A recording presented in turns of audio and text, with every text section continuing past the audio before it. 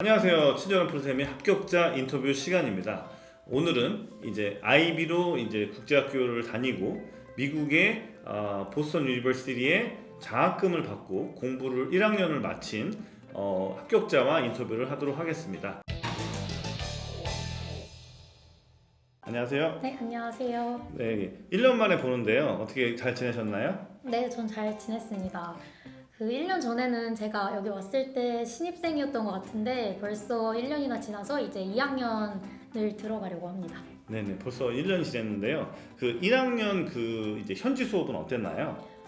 그게 아쉽게도 현지에서는 코로나 때문에 수업을 못 했고요. 제가 한국에서 이제 새벽 수업을 들으면서 온라인으로 총 2학기를 마쳤습니다. 코로나 때문에 사실은 이제 한국에서도 많은 학생들이 지금 이제 미국에 안 가고 수업을 들은 학생들이 있는데 한국에서 들으면서 좀 어려움은 없었나요? 아무래도 수업이 미국 시간에 맞추다 보니까 대부분 밤에 진행되는 게 조금 처음에는 되게 어려웠는데요. 오히려 밤에 진행되다 보니까 낮 시간을 자유롭게 쓸 수 있고 또 제가 시간을 유동적으로 할 수 있어서 좋았던 것 같아요. 네네. 그래서 뭐 이야기했듯이 저녁 시간을 이제 잘 이용하고 하면 낮 시간에 여러 가지도 할 수 있기 때문에 그런 장점이 있었다는 이야기를 했고요. 혹시 또 올해 또 미국에 이제 가야 되는데 못 가는 부모님들은 이런 것들을 좀 알고 계시면 또 우리 학생들도 이런 것들을 잘 이용하면 좋을 것 같습니다. 그러면은 오늘 혜림 씨 입시 과정에 대해서 이야기를 해보면 좋을 것 같은데요. 먼저 이제 학교에 대해서 소개를 해주시겠어요? 네, 저는 보스턴 유니버시티에 재학 중이고요. 학교는 보스턴에 위치해 있고 제가 다니는 단과대는 College of Communication이에요. 제 전공은 미디어 사이언스로 생각하고 있고 필름 앤 TV를 부전공으로 하고 있습니다. 국제학교를 이제 외국에서 다녔는데 분명히 또 공부도 잘했기 때문에 한국 입시도 할 수도 있었고 제가 볼 때 IB니까 영국도 갈 수가 있고 미국도 갈 수가 있었는데 한국이나 영국을 선택하지 않고 미국 입시를 하신 그 이유가 있을까요? 네, 아무래도 미국이랑 영국이 IB를 하게 되면 자연스럽게 한번 도전해보자라는 마인드로 했던 것 같아요, 처음에는. 그러다 보니까 제가 지금까지 살아오면서 공부를 할 때 한국 교육 방식보다 그러니까 외국 교육 방식에 있을 때 좀 더 적응을 잘한 것 같다라는 생각이 들어서 이제 미국 대학교로 진학을 하게 되었고 그 중에서도 이제 학비가 좀 부담이 됐기 때문에 장학금을 국제 학생들한테도 주는 그런 대학교를 선택하게 되었습니다. 특히 저희 학교 같은 경우에는 시민권자가 아니더라도 유학생들한테 기회가 있었기 때문에 그걸 이용해서 한번 도전해 본 것 같습니다. 네네. 그래서 영어 커리큘럼에서 공부를 했을 때 더 좋았기 때문에 이제 미국 대학을 선택을 하고 그다음에 장학금을 주는 학교로 선택을 했는데요. 근데 사실 우리가 이제 특히 이제 일반적으로 보자면 사립대학은 장학금이 거의 없고 리버럴 아츠가 이제 유학생들한테 장학금을 많이 주는 편인데 이제 사립대임에도 불구하고 장학금에 대해서 준비를 어떻게 해서 얻게 됐는지에 대해서 한번 이야기해 주시면 좋을 것 같습니다.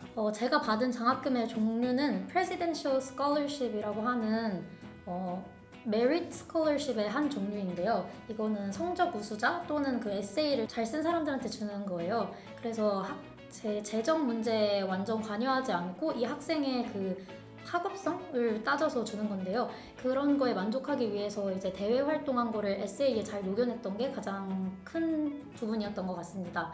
매년 그 에세이의 주제가 바뀌는데 그건 잘 참고해서 각 학교 사이트마다 보시면 내가 어느 학교에 맞는 사람인지를 좀 더 잘 알 수 있는 것 같아요. 이 영상을 보시면 이것도 아마 궁금할 것 같은데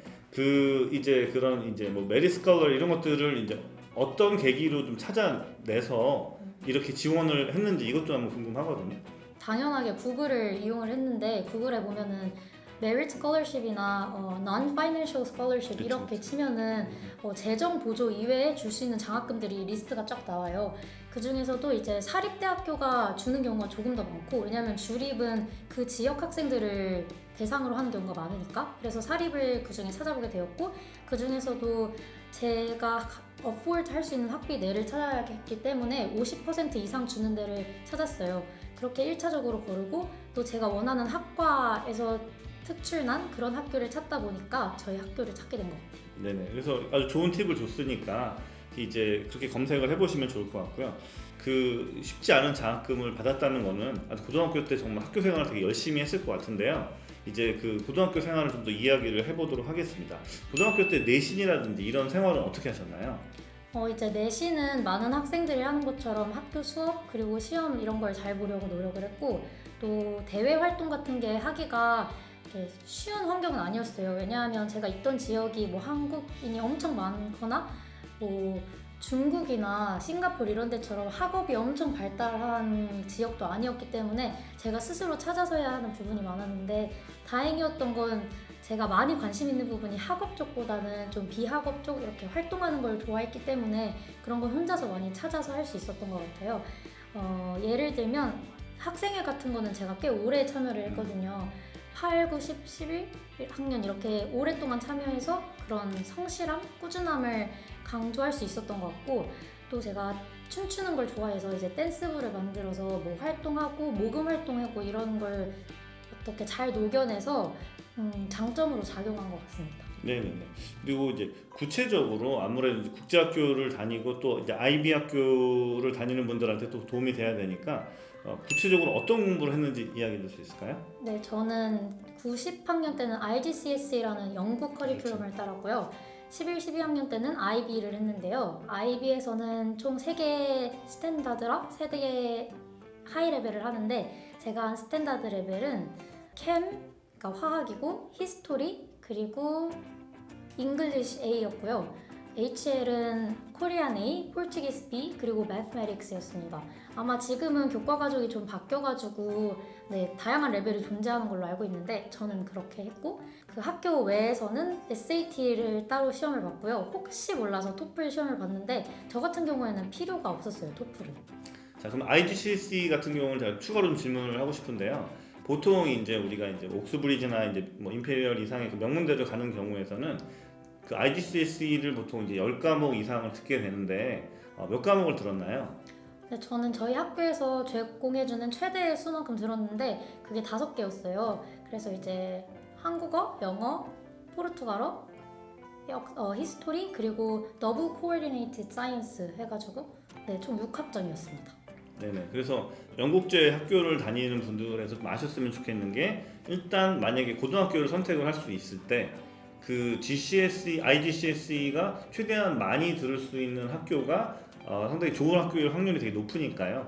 그런 학교들에 가서 그렇게 수업을 많이 듣는 걸 먼저 추천을 드리고요. 만약에 근데 그렇지 않은 학교들이 사실 대부분입니다. 그래서 그런 경우에서는 자기가 들을 수 있는 최대로 수업을 들어서 거기서 좋은 성적을 얻는 것을 추천을 드리도록 하겠고요. 네, 그 다음에 이제 과목 선정에서 뭐 특이한 게 좀 있는데, 우리가 이제 잉글리시 A라든지 그 다음에 이제 그 히스토리라는 과목은 우리가 IB에서 뭐 거의 그 금기시처럼 이제 어떻게 보면 유학생들이 많이 안 하는 과목들인데, 그거를 이제 왜 하셨고 그걸 통해서 이제 그 선택이 후회가 없는지도 한번 물어보도록 하겠습니다. 그냥 첫 번째로는 제가 좋아서 했고요. 그 영어 같은 경우에는 그 SAT를 전에 공부하면서 되게 힘든 점이 많았어요. 근데 그리고 나서 커리큘럼을 보니까 이걸 하면 SAT도 늘 것 같다라는 생각이 좀 들어서 그냥 이왕이면 실력도 늘리면 좋겠다라는 생각이 했고, 또 아무래도 그 제가 언어 쪽을 선택하다 보니까 A를 하나 하고 B를 2개 하면은 제 역량을 다 보여줄 수가 없을 것 같아서 A를 2개 하는 것도 있습니다. 그리고 역사 같은 경우에는 이것도 제가 좋아해서 했는데 그거만큼 되게 어려웠거든요. 그래가지고 결국에 IB에서 만점은 못 받았어요. 만점 못 받게 끝났지만 그래도 저는 후회는 안 하고, 성적을 만점을 받고 싶으신 분들이라면 안 하시는 게 나을 수 있지만 본인의 역량 개발을 위해서는 해도 좋은 선택이라고 생각합니다. IB 프리딕에서 이제 거의 만점이 이제 나왔지만 실제로 이제 아마 그거 때문에 이제 뭐 만점이 안 나왔는데, 그 IB 히스토리를 이제 에셀로 들은 거를 좀 후회하시나요? 후회는 안 해요. 왜냐하면 배우면서 재밌었고, 뭐 선생님마다 다르겠지만 선생님도 잘 가르쳐 주셨고, 또 코र्스워크 때 제가 좋아하는 그런 주제를 선택해서 한다는 것도 되게 신박했고요. 근데 점수가 이게 해도 안 오르더라고요. 마지막에 그 6에서 7로 절대 안 넘어가는 그게 있어요. 그래서 그건 좀 약간 아쉬웠어요. 네, 그래서 사실은 아마 이제 뭐 한국 입시가 아무래도 경쟁이 워낙 좀 심하다 보니까 우리가 이제 총점에 대해서 이야기를 많이 하기 때문에 사실은 이제 막 한국 입시를 하는 분들한테는 보통 우리가 일반적으로는 이제 뭐 남들은 이제 뭐 44점이 나왔는데 이제 혼자만 그것 때문에 43이 나오거나 이런 것들 때문에 이제 저희가 추천을 하지 일반적으로는 않지만, 뭐 제가 볼 때는 뭐 외국 입시라든지 이런 것들을 하고 또 그런 인문학이나 이런 쪽으로 관심이 있는 친구들은 과목 선정 자체도 되게 특이하고, 그 다음에 이제 공부를 하면 본인한테 매우 이제 유익하기 때문에 일단은 뭐 선택을 하는 거에 대해서는 이제 일단 뭐 후회하지 않는다라고 생각을 해주시면 좋을 것 같습니다. 이제 입시를 하는 데 있어서 이제 구체적인 좀 점수를 알려주셨으면 좋겠는데, 전반적인 성적은 어떻게 나왔나요? 전반적으로는 잘 나온 편인데 또 최상위권만큼 잘 나오진 않았어요. 왜냐하면 SAT 같은 경우에는 1480점이 나왔고요. 그 IB 같은 경우는 프레딕은 43, 4였는데 그 떨어져가지고 41점으로 마무리 지었습니다. 학교가 IB 이제 학교였는데 SAT 준비는 어떻게 하셨나요? 저 SAT 준비는 폴아카데미를 다니면서 네, 했고요. 아주 훌륭한 재원생이었습니다. 그리고 학원에서 다니면서 공부를 한 게 가장 컸고, 또 그 밖의 시간에는 제가 스스로 문제집을 사서 풀었던 게 많은 것 같아요. 그 SAT는 아무래도 전 세계에서 보는 시험이니까 뭐 베런스도 있고 프린스턴 리뷰도 있고 다양한 문제집이 있어서 오히려 더 접하기 쉬웠던 것 같고요. 네, 그렇습니다. 자, 그러면 이제 그 SAT 공부한 그런 팁을 좀 알려주시면 좋을 것 같습니다. 네, 제가 엄청 높은 점수는 아니지만 그래도 낮은 점수에서 올린 케이스이기 때문에 제가 선택했던 방법은 수학에서는 절대 실수를 하면 안 되고요. 왜냐하면 중간에 제가 한번 다른 시험을 봤었는데 그 SAT 두 번째 본 시험에서 제가 수학을 50점을 미끄러진 거예요. 두 문제밖에 안 틀렸는데. 그래서 영어가 올랐음에도 불구하고 점수는 그대로였던 그런 아픈 기억이 있어서 수학에서 절대 실수를 하면 안 되고, 또 리딩 지문을 많이 읽어서 독해력을 키우는 게 가장 중요한 거라고 생각합니다. 네네. 그래서 뭐 이야기했듯이 뭐 한국에서 그냥 학교를 다니다가 갑작스럽게 뭐 중학교 때 발령을 받아가지고 뭐 이제 뭐 GCSE 같은 과정을 2년 이제 완성하고 SAT를 했을 때 사실은 외국 경험이 이제 한 2년 정도밖에 없기 때문에 그때는 점수가 좀 낮게 나오더라도 당황하실 필요는 없고요. 왜냐하면 이제 뭐 SAT에서는 뭐 수학이든 라이팅이든 또 올릴 수 있는 부분들이 많이 있고, 또 IB 공부를 하다 보면 리딩에서도 자연스럽게 올릴 수 있는 부분들이 많기 때문에 뭐 이제 어떻게 보면 사실 SAT 같은 경우에서는 이제 좀 10학년 올라갈 때 공부를 좀 시작을 해가지고 그러다 보면 10학년, 11학년 정도에 이제 끝내거나 아니면은 뭐 그때 혹시 못 끝내면은 이제 12학년 올라갈 때 잠깐 정도 하게 되면은 원하는 점수는 기본적으로 받을 수가 있기 때문에 12학년 올라갈 때는 짧게만 공부해 점수가 이제 나올 수가 있기 때문에 처음 점수가 낮더라도 당황하지 말고 준비를 열심히 하면은 금방 끝낼 수 있습니다. 네, 감사합니다. 그러면 이제 IB를 공부하셨는데 IB를 공부하는 게 아무래도 좀 우리가 이제 뭐 과목도 있고 그다음에 뭐 TOK도 해야 되고 여러 가지가 있기 때문에 좀 IB 공부하는 게 힘들지는 않으셨는지 궁금합니다. IB가 선생님이 말씀하신 것처럼 되게 많은 부분을 다루고 있어서 그걸 한 번에 해내는 게 되게 어려웠어요. 저도 되게 힘들었고, 특히 어려웠던 부분은 제가 원하는 학과 그리고 공부하고 싶었던 필드가 IB에서 제공해주지 않는 과목이었기 때문에 그걸 제 학과와 연결시키는 게 제일 어려웠던 것 같아요. 그래서 제가 선택한 방법은 이제 코र्스워크들이 있거든요, 과목마다. IA라든지 아니면 FOA라든지, 지금은 좀 바뀐 것 같긴 한데 그런 다른 외부 요인들을, 그러니까 수행평가들을 제가 원하는 식으로 채워 넣었던 게 가장 큰 장점이었던 것 같아요. 그래서 저는 미디어를 공부하고 싶었기 때문에 미디어나 뉴스의 역할에 대해서 많이 탐구를 했던 게 나중에 자소서 쓸 때도 도움이 많이 됐던 것 같습니다. 그러면 좀 더 예시를 들어볼까요? 네, 예시를 들자면 제가 했던 FOA 같은 경우에는 저는 영어와 한국어 A 과목을 두 개나 했기 때문에 준비할 게 더 많았거든요. 그래서 FOA를 할 때 한국어에서는 뉴스의 접근성을 다룬 적이 있어요. 그래서 이제 온라인에서 볼 수 있는, 요즘은 유튜브로 많이 하잖아요. 그래서 한 단적인 예시로 스브스 뉴스와 SBS 8시 뉴스를 비교하는 작업을 한번 했었고요.